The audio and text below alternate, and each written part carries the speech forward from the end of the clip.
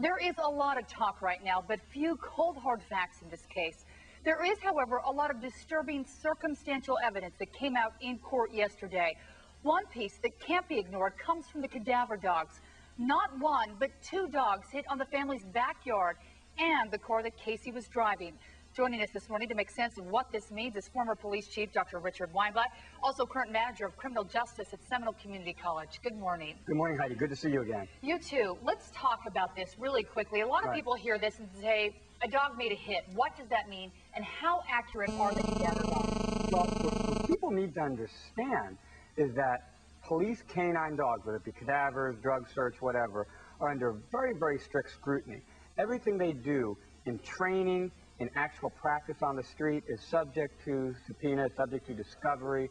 Everything is scrutinized, and the handlers that handle these dogs are actually more experts on the Fourth Amendment than they are on canine issues, because the Fourth Amendment issues are so big. So the training and the knowledge that these handlers have is so tremendous.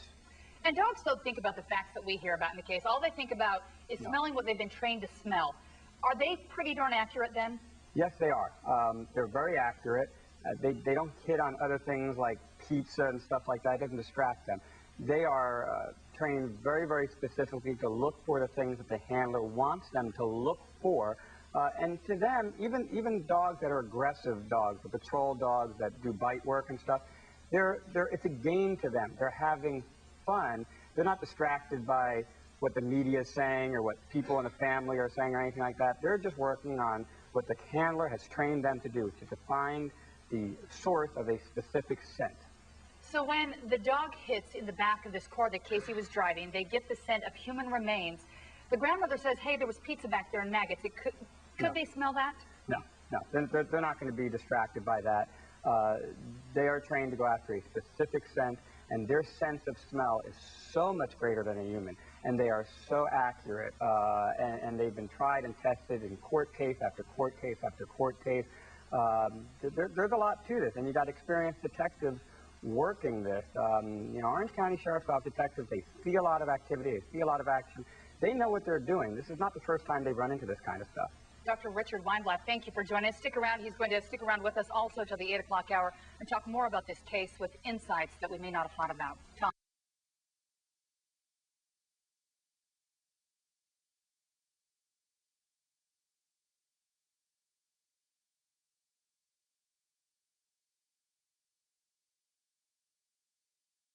So what now? There is a lot of new evidence, but it's all circumstantial at this point. There's nothing solid enough to file kidnapping or even murder charges. Joining us this morning to answer the question of what comes next is Manager of Criminal Justice at Seminole Community College and also a former police chief, Dr. Richard Weinblatt. Good morning. Good morning, Heidi. You joined us earlier, and we were talking about the fact that cadaver dogs are very good at what they do. They don't mess up usually. No, they don't. And as we said in the last segment, a lot of their stuff is scrutinized, both in training and in actual practice. So they're so thoroughly dissected what they do and how they do, and the track record of each dog and the track record of the handler.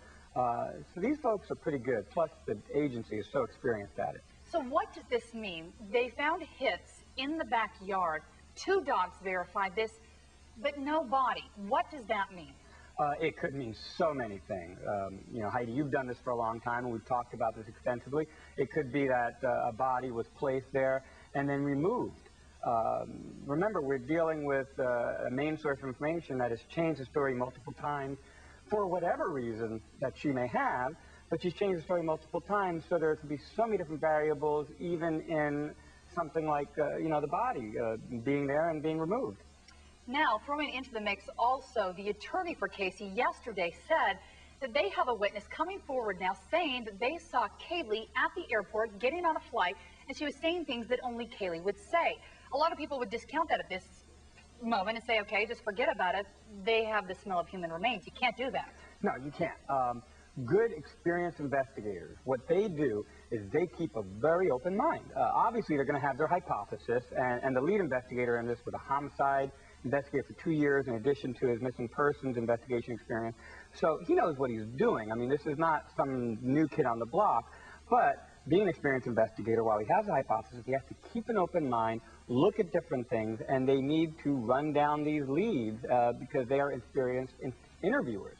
And they need to be interviewing people and see, are they really seeing what they saw, or maybe they're misunderstanding something, or there could be some other explanation. They need to run them all down, and I'm sure they will. Truly never know. Richard Weinblatt, thank you for joining us. We're going to have more of this, I'm sure, in the days to come.